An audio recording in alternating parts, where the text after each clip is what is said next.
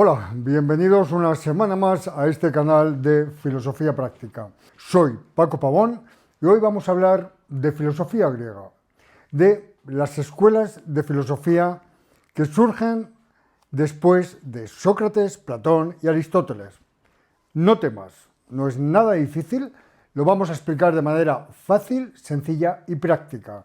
Al final vamos a proponer unos ejercicios prácticos, unos ejemplos que te van a servir para comprenderlo de manera muy clara y sobre todo también te van a servir para ponerlo de práctica en tu día a día. Empecemos.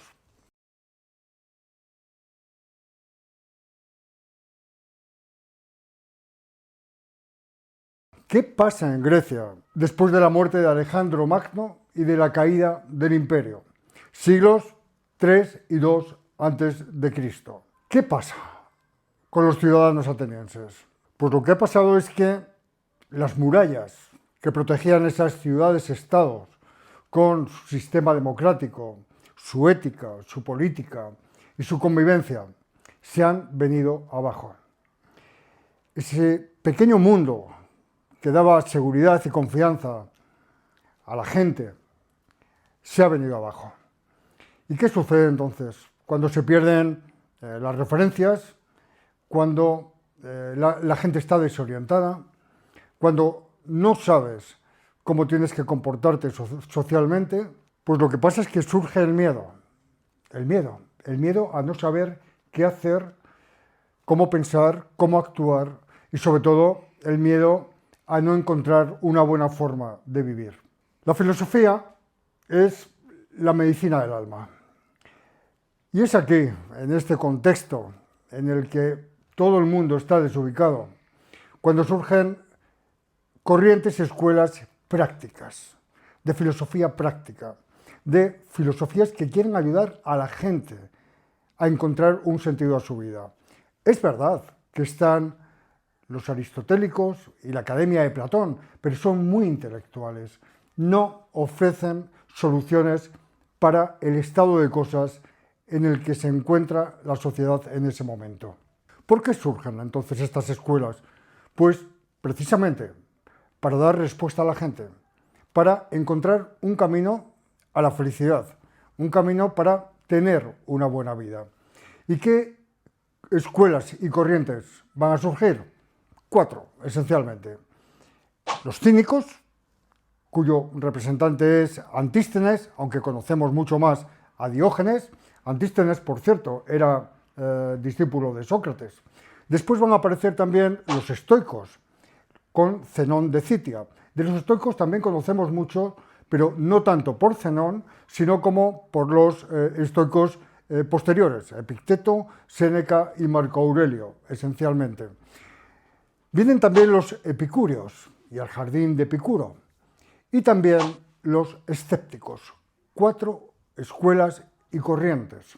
En realidad, escuelas son los estoicos y los epicuros porque sistematizan bien su sistema filosófico y en cambio los cínicos y los escépticos van a ser más que nada corrientes filosóficas, modos de vivir y modos de estar en el mundo, ¿no? Sabéis que siempre me gusta hablar de 4 o 5 conceptos para tener todo claro a partir de ahora. Vamos a aprender 5 palabrejas, 5 palabras raras, 5 términos griegos, pero que nos van a servir para aclarar todo lo demás. Los vamos a relacionar cada uno de ellos con una escuela, para que resulte más fácil. No quiere decir que sean exclusivos de esa escuela, pero sí que los caracterizan. Por ejemplo, los cínicos. Los cínicos los vamos a relacionar con la autarquía, la independencia, la autonomía, la autosuficiencia. Esto es autarquía y los cínicos. Pasamos a los estoicos. Con los estoicos vamos a relacionar la palabra apateia, que suena a apatía, a indiferencia, a aceptación de las cosas como son. A los epicúreos los vamos a relacionar con la palabra ataraxia, que es, por así decirlo, imperturbabilidad. Es un estado de serenidad máximo. Y a los escépticos los vamos a asociar con el término epoqué, que es paréntesis, que es Párate a pensar, reflexiona. Estos términos están clarísimos, están todos rodeados por un gran término, que es la eudaimonía, la felicidad. Todos ellos, todas estas escuelas y corrientes buscan en realidad una respuesta que ofrecer a los ciudadanos, a la gente, para que consigan la felicidad. Entonces, hemos hablado de cínicos, estoicos, epicuros y escépticos. Y hemos dicho los 4 términos que caracterizan a cada uno de ellos. Y hemos dicho que todos buscan la eudaimonía, la felicidad. Pero, ¿qué caracteriza a todos? Pues precisamente eso. Primero, todos ellos buscan un camino hacia la felicidad, hacia tener una buena vida. Todos ellos rechazan sentir miedo ante la muerte. Todos. También rechazan los bienes materiales y la opulencia. Todos ellos. Y también, de una forma u otra, abogan por la independencia mental, por la independencia personal. Por lo tanto, estamos ante escuelas filosóficas y corrientes filosóficas individualistas, aplicables al individuo, a cada uno de nosotros. Pues vamos a ver en qué se diferencian, ¿de acuerdo? Vamos a ver los cínicos, estoicos, epicuros y escépticos. Y vamos a ver varios aspectos. ¿Cuál es su meta vital? ¿Cómo buscan la felicidad? ¿Qué piensan de la muerte? ¿Qué piensan de los bienes? ¿Cómo ven la sociedad? ¿Y qué piensan de los dioses? Vamos a hacerlo así, ¿de acuerdo? Empezamos entonces con los cínicos. Cínicos, Antístenes, su fundador, que por cierto fue discípulo de Sócrates. ¿Cuál es la meta de los cínicos? Lo hemos dicho al principio, la autarquía, la independencia personal, la autosuficiencia. ¿Y en qué consiste la felicidad para los cínicos? En el desapego más absoluto, en el rechazo a cualquier tipo de bien. ¿Y qué piensan de la muerte? Para los cínicos la muerte no importa, porque para ellos, en realidad, el cuerpo no es más que una carga. ¿Y qué piensan de la virtud? Pues para los cínicos, la virtud es el bien supremo, el único bien. Todo lo demás sobra. La virtud es la que debe regir al ser humano. ¿Y qué piensan de la sociedad? Pues muestran un rechazo absoluto a todas las convenciones sociales y a todos los poderes establecidos. Y para ello utilizan, sobre todo, para denunciar esa hipocresía, la parresía, que es una sinceridad brutal y absoluta para poner de manifiesto las mentiras en las que nos desenvolvemos. ¿Y qué piensan de los bienes? Pues desprecian los bienes materiales. Para ellos son absolutamente irrelevantes y todo aquello que necesitamos para vivir nos lo ofrece sobradamente la naturaleza. Y finalmente, ¿qué piensan de los dioses? Pues que si existen o no existen, da igual. Los dioses no importan. ¿Por qué? Por la autarquía, porque el hombre ha de ser absolutamente autosuficiente. Vamos con los estoicos. Zenón de Citio también fue discípulo de Sócrates. ¿Y cuál es la meta vital de los estoicos?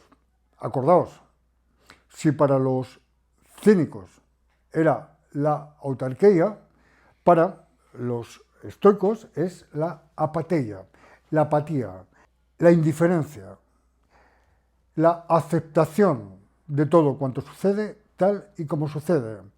Y para los cínicos, ¿cómo se consigue la felicidad? Pues a base de virtud, de autodisciplina y de templanza. ¿Y qué piensan ellos de la muerte? Pues para los estoicos la muerte no tiene ninguna importancia, más que nada porque forma parte del orden natural de la vida. ¿Y qué es la virtud para los estoicos?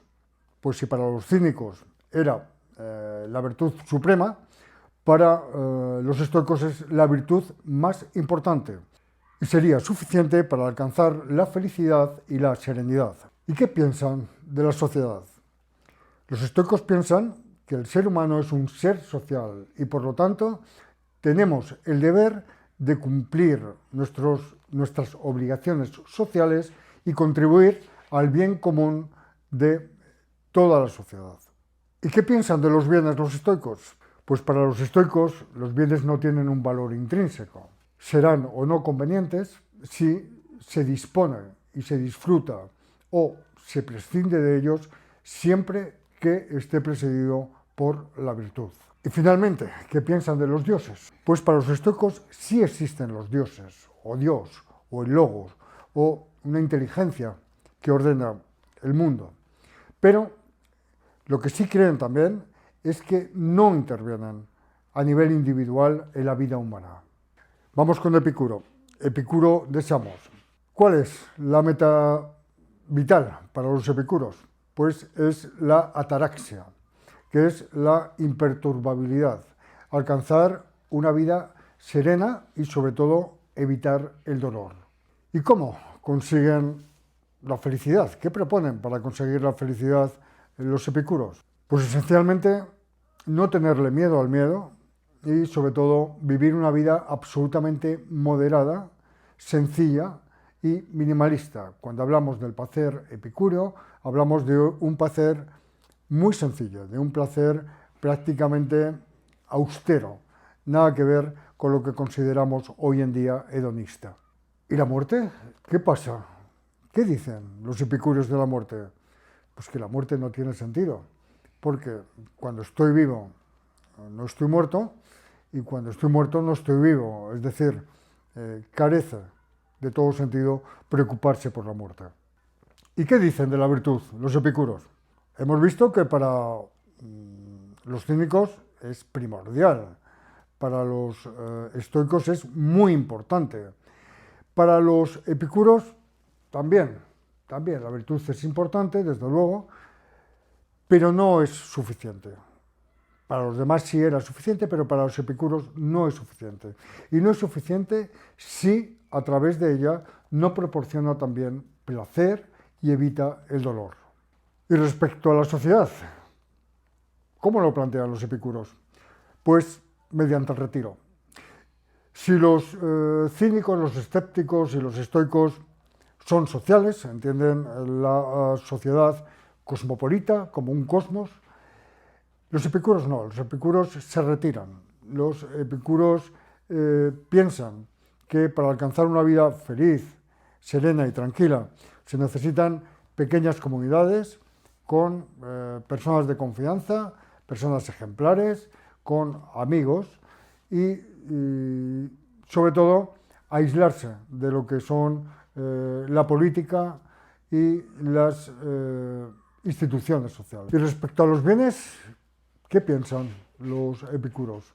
Los epicuros piensan que los bienes son adecuados siempre que se haga un uso correcto de ellos y que se utilicen de manera comedida y fundamentalmente siempre y cuando no provoque ansiedad, ni por su ausencia ni por su utilización. Y de los dioses, pues los epicuros piensan más o menos como los estoicos. Creen que sí, creen que existen los dioses, pero también, muy parecido a los estoicos, que no intervienen para nada en el orden de la naturaleza. Y finalmente los escépticos, la duda, la gran duda, y su gran concepto, la epoié, la epoqué, que es paréntesis, parar, reflexionar. ¿Por qué la finalidad de la vida, la meta vital para los escépticos es esta suspensión del juicio, este poner todo en duda? Porque para ellos es la única forma de alcanzar la tranquilidad y la serenidad. ¿Y cómo creen ellos entonces que se alcanza la felicidad? ¿Y qué proponen para alcanzar la felicidad los escépticos?